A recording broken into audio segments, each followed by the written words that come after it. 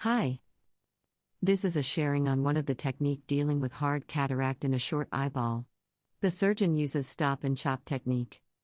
This is a 69-year-old patient presented with counting finger vision. The cataract was brunescent.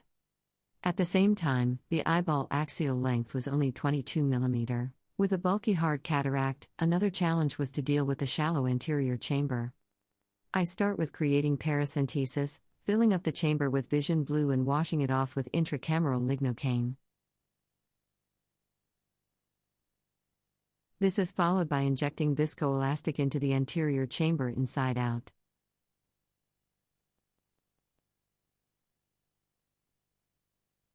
Pay attention at the moment we create the main wound. We can see there is an indentation during the wound creation which denotes potentially underfiling of the anterior chamber.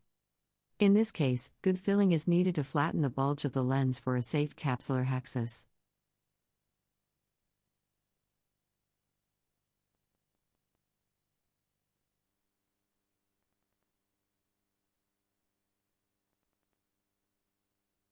Underfilling of viscoelastic and bulging lens render risk of extension of capsulorhexis.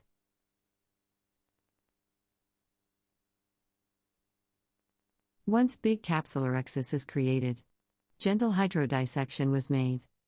Note that hydrodelineation is not necessary in this type of case as the bulk of the nucleus is big.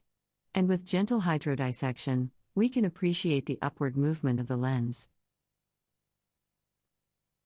During sculpting, we need to do a few things to improve the working space. We can increase the bottle height and create a second space by clearing the superficial part of the lens. Some people call this as creating a second chamber artificially. At this juncture we were using linear vacuum of 90 mm mercury and 100% torsional.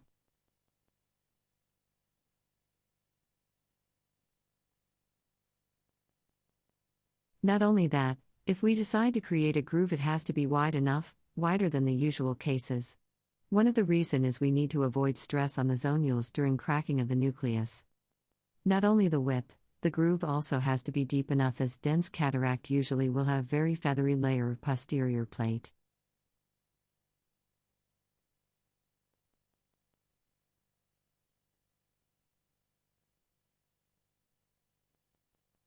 Complete separation is needed in this case for safer manipulation. Once the floor is thin, separation of the nucleus is done. Again in hard cataract, complete separation will ease the subsequent process.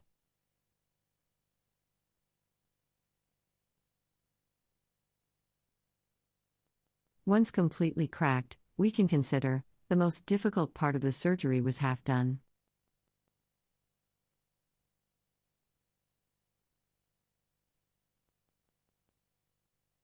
Once cracked, we will rotate the nucleus. In this case, we were using the stop and chop technique. This is the horizontal chopping in which no vacuum PR phase power is needed. Manual separation was done in a control manner.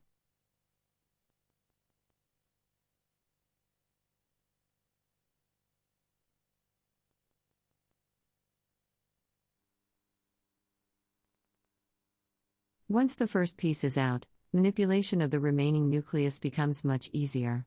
Again in this situation, we set the vacuum at linear mode with 400 mm mercury suction. And Urzil at 80%. Similar method was repeated for the subsequent quadrant.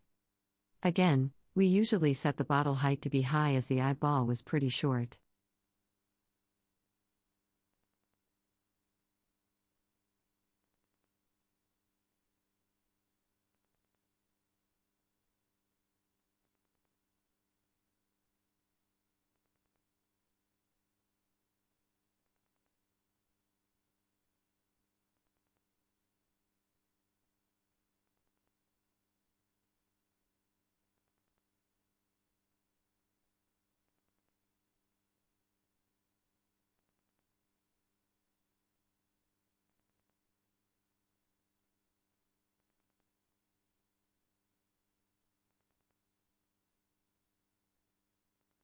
Finally, the removal of cortex was performed. Note in such a case, very minimal cortical matter seen after removing the nucleus.